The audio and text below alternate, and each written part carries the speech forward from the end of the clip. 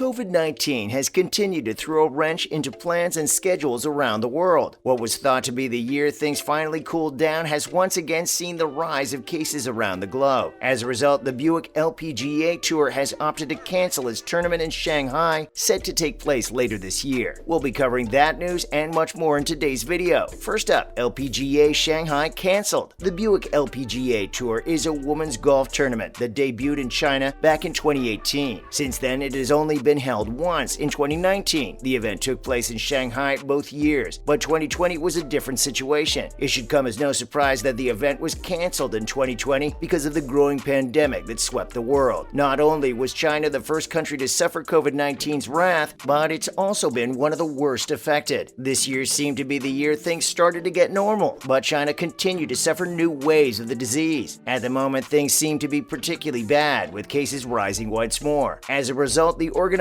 for the Buick LPGA Tour announced that they would not be hosting the tournament in Shanghai this year. This isn't just because of the pandemic itself, but rather because of the ongoing restrictions being enforced in China at the moment. This marks the third year in a row that the tournament in China will not be taking place because of COVID-19. Secondly, the accompanying announcements. The LPGA Tour wasn't canceled on its own, though. Within minutes of the announcement of its cancellation, the PGA Tour also issued a statement stating that it wouldn't be holding a tournament in China this year either. Both stated that this was done with the guidance of the China Golf Association, or CGA, which recommended that it wouldn't be prudent to hold the events given the restrictions being imposed by the government. PGA Tour Vice President Christian Hardy said that they were working hard with all the tours that were considering events in China this year, as well as the CGA, to assess the possibility of hosting the WGC HSBC Champions event in the fall. Though things didn't turn out the way they might have wanted them to, Hardy still thanked the HSBC for their partnership and left off the announcement on a positive note. Next, the consequences. Though the Buick LPGA Tour is definitely a huge event that many are sad to see be canceled, it isn't the only one that they have lined up in Asia. Apart from the Shanghai tournament, LPGA also has events coming up set to be hosted in Japan, South Korea, and Chinese Taipei. It's unfortunate that fans of golf in China won't be able to enjoy the Shanghai event, but at least some regions in Asia get to experience some exciting displays of golfing skill in person. The PGA had an interesting development as a result of the tour being canceled in China. The same week as the announcement of the cancellation came through, the PGA also had the Butterfield Bermuda Championship coming up. Likely because of the loss of the Shanghai tournament, the tour made an announcement stating that the Bermuda Championship held at Port Royal Golf Course would now be a full FedEx Cup points event. What's even more exciting is the fact that the prize pool would now be a whopping $6.5 million.